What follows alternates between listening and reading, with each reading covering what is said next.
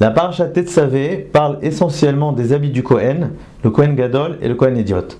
Mais ce qui est curieux, c'est qu'on pourrait remarquer que le texte de la Torah sépare les différents habits. On retrouve d'abord l'ensemble des habits et seulement après le pantalon.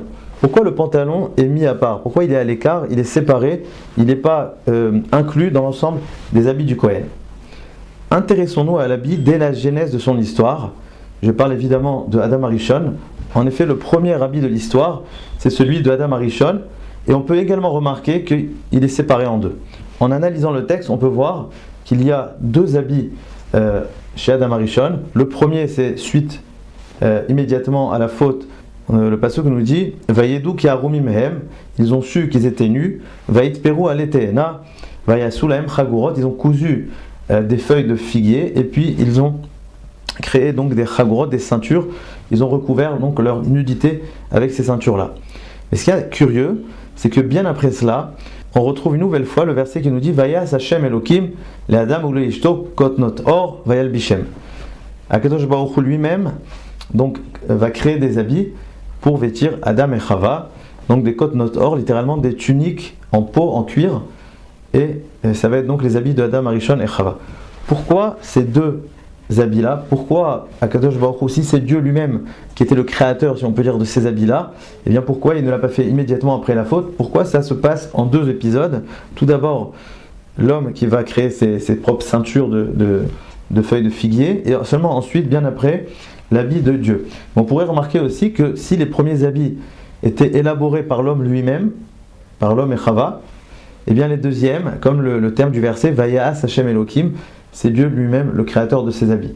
Mais si Dieu finira par créer les habits, pourquoi c'est pas lui dès le départ qui a recouvert l'homme de ces habits-là?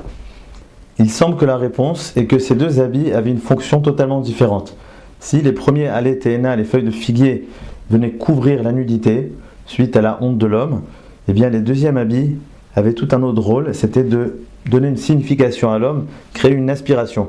On pourrait dire que les premiers habits étaient un petit peu sourmera, pour retirer un petit peu cette nudité, couvrir un manque, couvrir une intimité, une herva. Et bien les deuxièmes habits étaient pour donner une splendeur, pour donner un sens, pour donner une signification, pour essayer d'éveiller l'homme à ressembler au divin, car comme nous savons, ces fameux habits, selon les sages, étaient justement les habits du Kohen Gadol. Donc on voit ici que l'habit, en dehors du fait de couvrir l'homme, il a une autre fonction, celle de l'inviter à essayer de ressembler à Dieu, à aspirer à rayonner.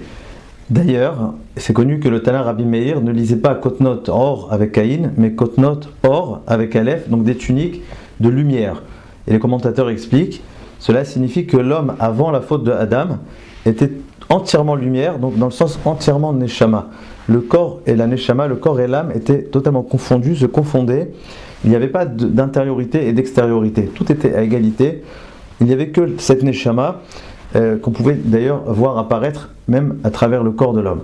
Après la faute d'Adam Arishon, eh bien ce corps-là est devenu or, est devenu peau, pour dire qu'il a enfermé la Neshama. Dès lors, l'âme de l'homme est devenue captive au sein même de ce corps-là.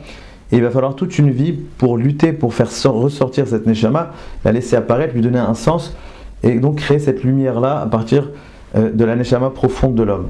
Qu'est-ce qui va aider l'homme à faire ce travail-là? Qu'est-ce qui va faire comprendre à l'homme qu'il y a quelque chose qui se trouve à l'intérieur de lui et qui va devoir faire sortir et qui va devoir éclairer? Eh bien la réponse, c'est l'habit, le beged. L'habit, c'est cette chose-là qui va inviter l'homme, comme on disait, à aspirer, à ressembler à quelque chose d'autre, à comprendre quelque chose qui est profondément caché en lui et qui va devoir retrouver tout au long de sa vie. Donc, c'est pour cela que l'habit beged en hébreu, c'est la même étymologie que boged, dans le sens tromper, trahir, parce que l'habit en fait vient tromper.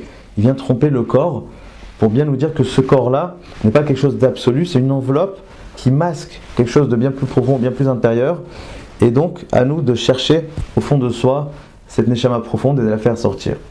À partir de cela, on comprend justement ces deux habits de Adam Arishon. Donc le premier qui était simplement pour couvrir la herva, parce que la herva par excellence va rester matérielle, comme explique le Malbim, parce que c'est l'endroit de la reproduction. Mais le reste du corps, le but de l'homme justement, c'est de retirer cette séparation entre le corps et l'âme, et donc de donner un sens à ce corps. À travers quoi? À travers l'habit. C'est pour cela que l'habit de Adam Arishon va être cité dans le texte bien après les klalotes, parce que les klalotes, ça vient exprimer l'amélioration que l'homme va devoir faire, le travail qu'il va devoir faire.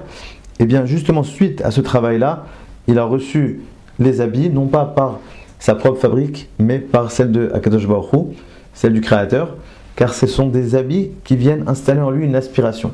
Donc s'il les a reçus de Dieu, c'est parce que justement, ces habits appellent l'homme à ressembler à Dieu. Et donc c'est pas pour rien que, comme nous avons cité, ces habits c'était les habits du Kohen Gadol, car comme il est connu au nom des sages, ces habits-là symbolisent toutes les midot de l'homme. Pour ça d'ailleurs dans la paracha ils sont appelés mido. Mido dans le sens midot, les vertus, et ils viennent expier toutes les fautes les plus importantes de la Torah. Donc ces habits-là appellent l'homme à se parfaire, à se travailler, à faire sortir sa neshama et à ressembler à Akadosh Baruch Hu.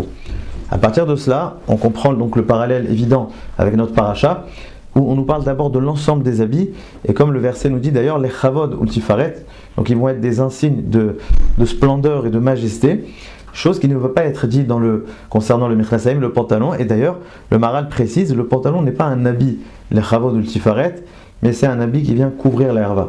C'est le premier habit qu'Adam Arishon avait mis, donc ces fameuses ceintures, pour couvrir la herva, c'était juste pour masquer cette honte, pour retirer la honte. Mais ce n'est pas un habit d'honneur et de splendeur. C'est pour ça d'ailleurs que dans le verset, on ne retrouvera pas le terme Veil Bashta, il vêtira, parce que ce n'est pas véritablement un habit. Le Michnasaim, comme on l'a dit, le pantalon, c'est juste pour masquer la nudité, mais pas plus que cela. Paradoxalement, l'habit qui recouvre l'homme vient justement découvrir l'intériorité, la profondeur, la personnalité de l'homme, et donc celui qui ne veut pas porter d'habit, eh bien, met en exergue son corps et signifie justement qu'il n'a pas de personnalité, pas d'intériorité, et se voit comme un simple objet. Aujourd'hui, l'habit est souvent porté contre son sens. On retrouve des habits qui viennent cacher les imperfections, qui viennent accentuer encore plus le corps, qui viennent exhiber donc les personnes.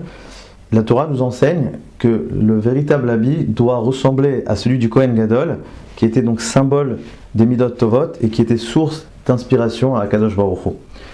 Je ne pourrais pas conclure sans parler des fameux déguisements de Purim, car le déguisement, on pourrait dire, vient justement nous rappeler que cet habit-là n'est pas essentiel, mais est simplement un intermédiaire, un moyen pour faire sortir justement cette neshama qui est cachée, enfermée dans notre corps.